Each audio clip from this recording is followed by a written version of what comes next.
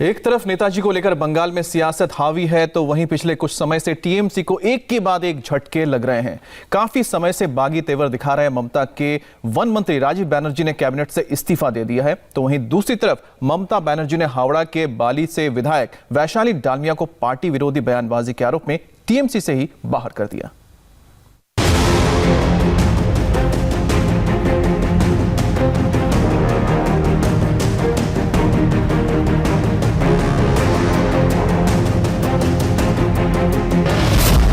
ममता के राज में उनके ही मंत्री अपने आंसू नहीं रोक पा रहे। इसका ही नतीजा है कि ये दो तस्वीरें ममता बनर्जी के लिए एक और झटका बन गई। पार्टी के कार्यकर्ता तो झटके पर झटका दे रहे हैं, मंत्रियों की भी लाइन लग गई है। पहले शुभेंदु अधिकारी, लक्ष्मी रतन शुक्ला और अब ममता बनर्जी के कैबिनेट मंत्री राजीव बनर्जी ने भी दीदी से किनारा कर लिया। राजीव बनर्जी पश्चिम बंगाल के फॉरेस्ट मिनिस्टर थे। इससे पहले वो ममता सरकार में कम से कम 5 मंत्रालय संभाल चुके थे। राजीव बनर्जी काफी समय से बागी तेवर दिखा रहे थे। बयानों से संकेत भी साफ था। शुक्रवार को उन्होंने मंत्री परिषद से इस्तीफा दे दिया था। पहले ममता बनर्जी को इस्तीफे की चिट्ठी भेजी, फिर खुद अपना इस्तीफा लेकर राजभवन पहुंच गए और गवर्नर जगदीप धनखड़ को इस्तीफा सौंप दिया।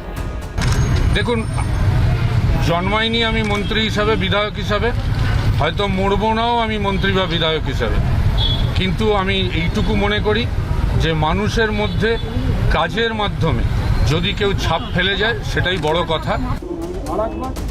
राजीव बनर्जी जो भी बोले उसका लब्बो-लुआब ये था कि सरकार में उपेक्षा हो रही थी। এর মাঝে 2.5 বছর ধরে অনেক আমার ভেতরে হয়তো অসন্তোষ ছিল, আমার ভেতরে হয়তো অনেক ক্ষোভ ছিল। আমি সেই অসন্তোষ ক্ষোভের কথা আমার মাননীয় নেত্রীকেও বহুবার বলেছি। আমার দলের কিছু সহকর্মী সিনিয়র লিডার যারা ছিল তাদেরকেও বিগত 2 বছর ধরে আমি অনেক অসন্তোষের কথা বলেছি, হয়তো আমি বাইরে প্রকাশ করিনি। उनके मंत्रालय से जुड़े फैसले भी उनसे पूछे बगैर हो रहे थे। पार्टी के कलीग्स भी उन पर निराधार टिप्पणियां कर रहे थे। কিন্তু বিগত 1-1.5 মাস কিছু কথা আমার কিছু সহকর্মীদের, আমার কিছু সতীর্থদের কিছু কথা আমাকে অত্যন্ত আঘাত করেছে, আমাকে অত্যন্ত আহত করেছে। আমি নিজে অত্যন্ত বেদনাগ্রস্ত হয়েছি। হয়তো আজকে এই সিদ্ধান্তটা আমি নিতাম না, কিন্তু আমি বিগত 1 মাস এত মানসিকভাবে আমি দ্বন্দ্বে ছিলাম, এত মানসিকভাবে আমি আঘাত পেয়েছি। আমি কোথাও ব্যক্তিগত আক্রমণ কাউকে করিনি এবং আজকেও বলে যাচ্ছি যতদিন বেঁচে থাকবো কারণ কোনো ব্যক্তিগত কুৎসা, ব্যক্তিগত আক্রমণ আমি করব। आखिर तक पहुंचते पहुंचते राजीव बनर्जी लगभग रो पड़े और आंखें पोंछते हुए अपनी गाड़ी की ओर बढ़ चले। यहां उन्होंने हिंदी में अपने तंग हाथ का हवाला देने के बावजूद कुछ ठोस बात कह दी। मैंने जो बोलना है ऑलरेडी मैं बोल चुका हूँ, आप लोग इसको ट्रांसलेट कर सकते हैं। मैं उतना हिंदी अच्छा नहीं बोल पाता हूँ। मैंने बहुत दिन से मैंने देखा है, मैंने कोई चीज मुझे हजम नहीं हुआ है, मुझे कुछ दुख मिला है और मैंने आज ये सिद्धांत लिया है। क्या आप बीजेपी में ज्वाइन करेंगे? नहीं, अभी तक मैंने सिर्फ मंत्रिसभा से दिया, पार्टी से मैंने कुछ छोड़ा नहीं। जाते जाते राजीव बनर्जी ये बताना नहीं भूले कि उन्होंने सिर्फ ममता कैबिनेट छोड़ी है, टीएमसी की उनकी सदस्यता अभी कायम है। ममता बनर्जी को भेजी चिट्ठी में राजीव बनर्जी ने लिखा है, पश्चिम बंगाल के लोगों की सेवा करना बहुत सम्मान और सौभाग्य की बात है। इस अवसर को पाने के लिए मैं दिल से आभार व्यक्त करना चाहता हूं और सभी को धन्यवाद देता हूं। मगर राजनीति को समझने वाले जानते हैं कि शुरुआत यूं ही होती है। राजीव बनर्जी थोड़ी देर बाद फिर मीडिया के सामने आए। एक और दर्द छलका कि दीदी ने उनसे पूछे बगैर उनका मंत्रालय तक बदल दिया। उन्हें बताने की औपचारिकता तक नहीं निभाई गई। Very sincerely and seriously, but anyway, I cannot stop if somebody makes some comments, but it hurt me.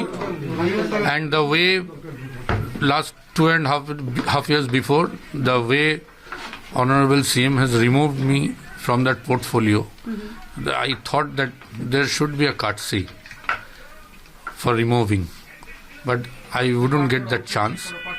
So I heard that from a TV channel that I have been removed. So it has also hurt me. So from last 2.5 years, I am trying. I left. Rajiv कुछ भी कहें, लेकिन चर्चा है कि वो शुभेंदु के पीछे पीछे बीजेपी का ही रुख करेंगे। टीएमसी के वरिष्ठ नेता पार्थ चटर्जी के जवाब में भी इसकी झलक मिल गई। তারা কি কারণে যান আর কি কারণে থাকেন তারাই বলতে পারবেন। একজন আমি দেখছি বিজেপিটা এখন তৃণমূল কংগ্রেসের যাদের সম্পর্কে অভিযোগ, যারা দলের মধ্যে অভিযোগ জানাবার নাম করে দলকে ক্ষতি করবার চেষ্টা করছিলেন, তারা ক্ষতি না করতে পেরে অন্য শিবিরে স্থানান্তরিত হয়েছে। আমি অবাক হয়ে যাই বিজেপিকে দেখে।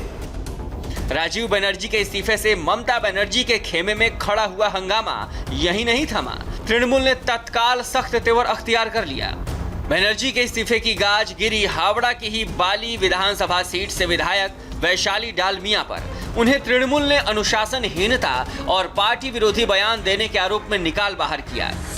अभी मैंने चैनल के माध्यम में मेरे पास खबर आई है और ये मुझे पता नहीं है ये किस तरह का ऑपरेटिंग सिस्टम है कि पार्टी की कोई फ़ोन करके नहीं बताते हैं या कोई चिट्ठी आता नहीं है, क्या कुछ भी नहीं, nothing of that sort.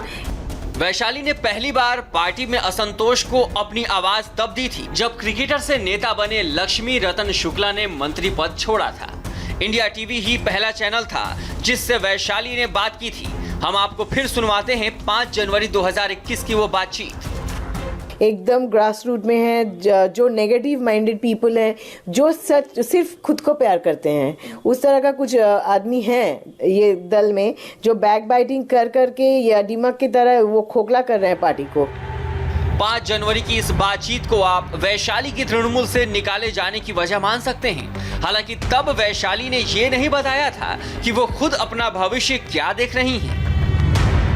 Speculation कई दिनों से चल रही है कि शुभेंदु अधिकारी के बाद राजीव बनर्जी बीजेपी में जाएंगे, उनके साथ लक्ष्मी रतन शुक्ला और तीसरा नाम आपका भी आ रहा है। हो नहीं, स्पेकुलेशन में तो मैं बिलीव नहीं करती हूँ, मैं रियलिटी में बिलीव करती हूँ। और अगर वैसे होता तो मैं अभी आपको सीधा ही बता देती, अगर आई वुड हैव डिसाइडेड, मैं अगर कल मैं लक्ष्मी रतन जी के जैसा आज अगर छोड़ने वाली हूँ तो ऐसे मैं बोल के छोड़ूंगी।